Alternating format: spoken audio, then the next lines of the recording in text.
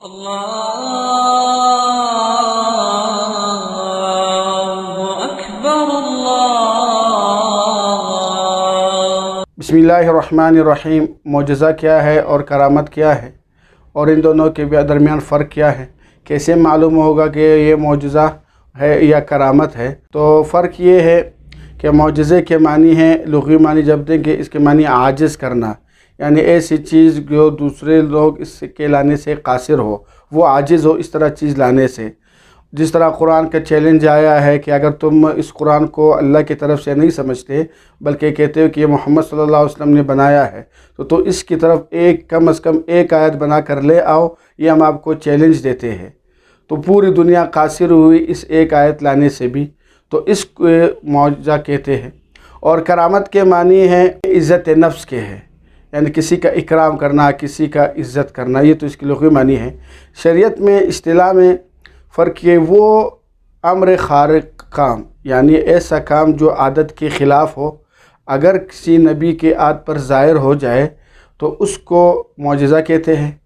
और अगर ऐसा काम जो आम आदत के ख़िलाफ़ हो और फितरती कवानीन के मुखालिफ हो, वो किसी वली के आद पर ज़ाहिर हो जाए तो उसको करामत कहते हैं। तो मौजज़ा और करामत दोनों की हकीकत एक है, यानी दोनों ही अल्लाह ही का फ़ेल है, दोनों ही अल्लाह ही करते हैं।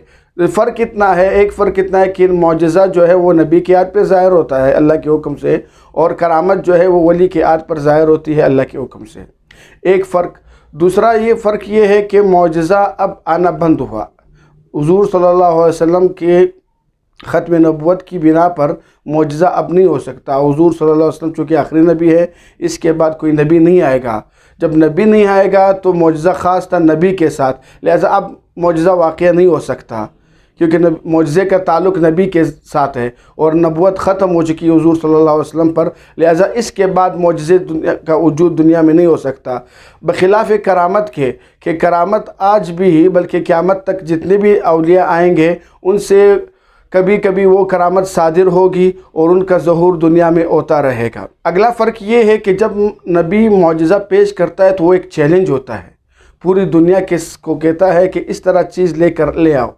लेकिन वली जब वो करामत पेश करता है वो बतौर चैलेंज के पेश नहीं करता, वो एक अमल होता है और एक खारिक़ुल अमर होता है जो उनके आद से सादिर होता है, उसमें दावा और चैलेंज का कोई अंसर दाखिल नहीं होता। एक और फ़र्क है मौजज़े और करामत में ये है कि मौजज़ा जो है वो नबी की नबुव्वत की दलील होता है, और जबकि करामत वली की विलायत पर दलील नहीं होता। ऐसे हज़ारों अवलिया गुज़रे हैं जिससे से कभी भी एक करामत सादिर नहीं हुई, तो इसका ये मतलब नहीं कि वो वली नहीं है।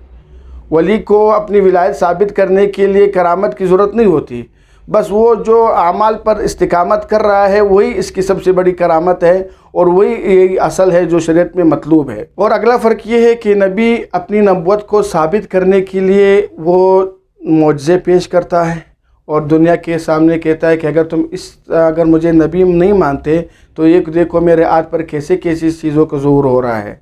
जबकि वली कभी भी अपनी विलायत साबित करने के लिए करामत पेश नहीं करता कि मुझे मानो, मैं वली हूँ, अगर नहीं मानते तो ये देखो मेरे करामात है, मैं इतना साहिब करामत आदमी हूँ, मैं इतनी करामात दिखा सकता हूँ। एक फ़र्क ये है। और अगला फ़र्क ये है कि जो मौजज़ा है उसका ज़हूर तमाम लोगों के सामने होता है और नबी को बाकायदा इल्म होता है और अल्लाह की तरफ से ये होता है। मूसा अलैहिस्सलाम ने आसा फेंका और सब दुनिया ने देखा, फ़िरौन ने देखा कि वो सांप बन गया, और इसी तरह पानी पर आए तो मूसा अलैहिस्सलाम और जो उनके साथी थे उनके लिए समंदर रुक गया और वो उससे पार हो गए।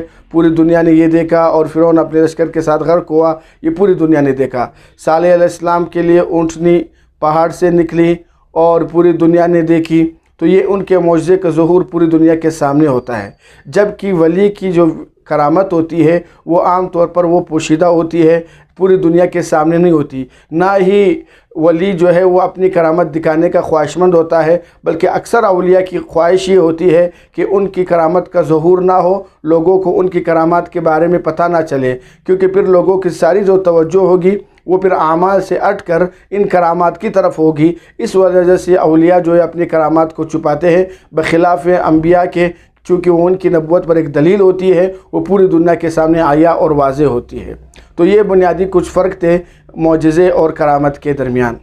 القارعۃ ما القارعۃ وما ادراک ما القارعۃ